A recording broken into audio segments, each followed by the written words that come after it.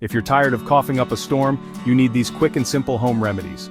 First up, honey and warm water. Mix a tablespoon of honey into a glass of warm water. Sip slowly. Honey coats your throat and can help reduce irritation. Next, steam inhalation. Boil some water, pour it into a bowl and lean over it with a towel over your head. Breathe in the steam for about 10 minutes. This helps loosen mucus and soothe your throat. Finally, try some ginger tea. Slice up some fresh ginger and boil it in water for 10 minutes. Add a little honey for taste. Ginger has anti-inflammatory properties that can help ease your cough. Remember, these remedies are great for quick relief.